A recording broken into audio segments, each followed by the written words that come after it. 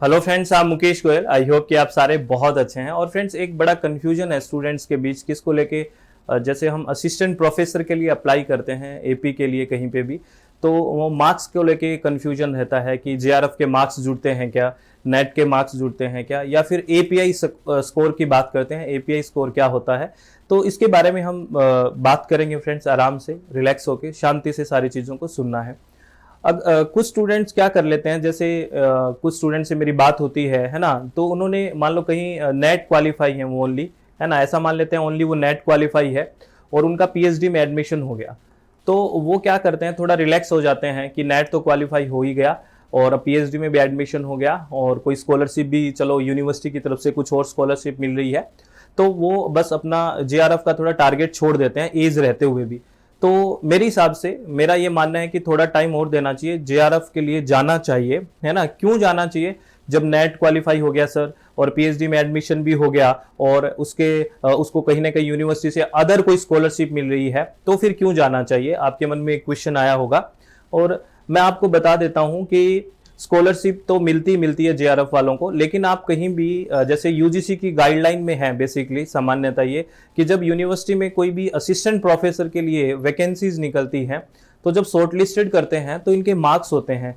Basically अगर मैं बात करूं, जेआरएफ के जो मार्क्स हैं वो 7 मार्क्स हैं। जब स्कोर बनता है आपका, जब शॉर्टलिस्टेड किया जाता है इंटरव्यू के लिए, है ना, असिस्टेंट प्रोफेसर के लिए, तो आपका जेआरएफ के मार्क्स है 7 मार्क्स। आप ये ध्यान रखना। तो आप स्कॉलरशिप को सिर्फ मत सोचें। अगर आपका जेआरएफ क्वालिफाई है तो आप जब असिस्टेंट प्रोफेसर के लिए किसी यूनिवर्सिटी में आपका इंटरव्यू होता है, आप शॉर्ट लिस्टेड होते हो, तो शॉर्ट लिस्टेड में जो यूजीसी की गाइडलाइन रहती है उसमें जो मार्क्स जोड़े जाते हैं वो जेआरएफ के 7 मार्क्स हैं।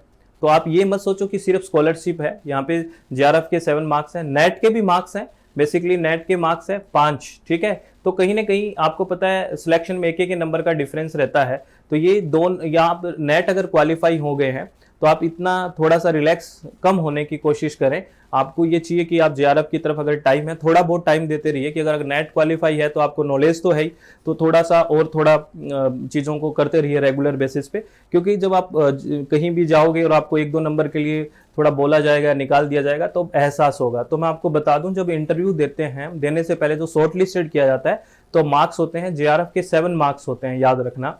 बेसिकली ये यूजीसी की गाइडलाइन में 7 मार्क्स हैं और नेट के लिए भी मार्क्स हैं, वो 5 मार्क्स हैं बेसिकली, है ना। तो आपका 2 नंबर का यहाँ फायदा होगा। और एक बहुत सारे स्टूडेंट्स को एपीआई में भी कंफ्यूजन रहता है कि एपीआई स्कोर क्या है। बेसिकली बात करें, मैं एसडब्ल्यूएमजी ऐप के बारे में थोड़ा लास्ट में बात करूंगा आपसे। एपीआई का अगर फुल फॉर्म देखें तो क्या है, एकेडमिक परफॉर्मेंस इंडिकेटर्स है बेसिकली एपीआई जो बनता है। तो एपीआई जो स्कोर बनता है, आप जब शुरुआत में किसी असिस्टेंट प्रोफेसर के लिए आप शॉर्ट लिस्टेड हो तो तब आपका एपीआई स्कोर बेसिकली नहीं बनता है, इस बात को आप ध्यान रखें। वो तो आप शॉर्ट लिस्टेड इंटरव्यू के लिए हो जाते हो। एपीआई स्कोर जब आप एकेडमिक्स में घुस जाते हैं, लाइक मान लो आप असिस्टेंट प्रोफेसर बन गए हैं और उसके बाद आपका कोई प्रमोशन होना है, आप एसोसिएट प्रोफेसर बनते हो, प्रोफेसर बनते हो, तो वहाँ पे आपका एपीआई स्कोर तैयार होता है आपके अकॉर्डिंग टू रिसर्च पेपर। और अभी आपने जो लिखे हुए होते हैं, है ना, वो भी रिसर्च पेपर तब काउंट तो होते हैं, ये बात भी ध्यान रखना। तो एपीआई क्या होता है, जब आप आगे प्रमोशन की बात होती है, जब आप एसोसिएट प्रोफेसर बनते हो, है ना, प्रोफेसर बनते हो, तब एपीआई स्कोर बनता है। और वो क्या होता है, एकेडमिक परफॉर्मेंस इंडिकेटर्स। मान लो आप उस एकेडमिक में जाके आपकी परफॉर्मेंस कैसी रही है ना, एकेडमिक परफॉर्मेंस इंडिकेटर, तो ये होता है एपीआई। तो एपीआई जब आप इंटरव्यू में असिस्टेंट प्रोफेसर के लिए इंटरव्यू देने जाते हो तब एपीआई नहीं बनता है बेसिकली। तब तो आपका जो जेआरएफ है, आपके पीएचडी है, आपके एमएससी में मार्क्स हैं, है ना, वो सारे मार्क्स काउंट हो गए। आपको इंटरव्यू के लिए शॉर्ट लिस्टेड किया जाता है। जब आप इंटरव्यू दे देते हो और इंटरव्यू में सिलेक्शन हो जाता है और आप असिस्टेंट प्रोफेसर बन चुके हैं, उसके बाद आपका एक एपीआई स्कोर बनना शुरू होता है आपका। या फिर आपने जो रिसर्च पेपर है वो बाद में भी आपके काउंट होते हैं कि आपने इतने इतने लिखा है, वो एपीआई स्कोर में आपके काउंट होते हैं, एकेडमिक परफॉर्मेंस इंडिकेटर्स। वो आपको एसोसिएट प्रोफेसर बनने में, ठीक है ना, और प्रोफेसर बनने में, और आगे आपका जो प्रमोशन होना है उसमें बहुत हेल्प करते हैं। तो आप कभी भी ऐसे सेटिस्फाई ना हो जाएं। सेटिस्फाई का मतलब ये नहीं कि टेंशन लेनी है।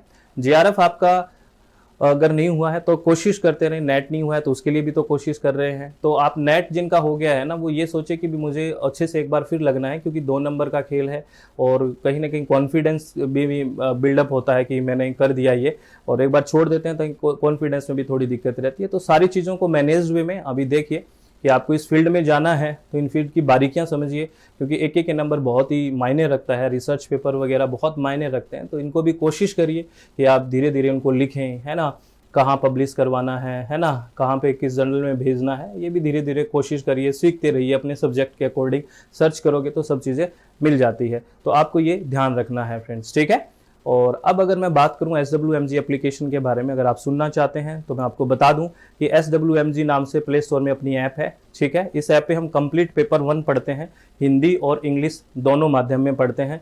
लाइव सेशन भी डेली होते हैं, और अगर कोई स्टूडेंट लाइव नहीं देख पाता तो रिकॉर्डेड सेशन भी यहाँ से देख सकता है। और पेपर 2 एजुकेशन की क्लासेज हो रही है, और पेपर 2 इन्वायरमेंटल साइंस की भी है। अगर कोई भी स्टूडेंट विलिंग है तो प्ले स्टोर में जाए, SWMG ऐप को इंस्टॉल करे, उसके बाद आपका नाम, आपका फ़ोन नंबर, ईमेल एड्रेस और खुद का पासवर्ड क्रिएट करके रजिस्टर नाउ पे क्लिक करें, और कोर्स बटन पे क्लिक करोगे तो आपको सारे कोर्सेज मिल जाएंगे, ठीक है।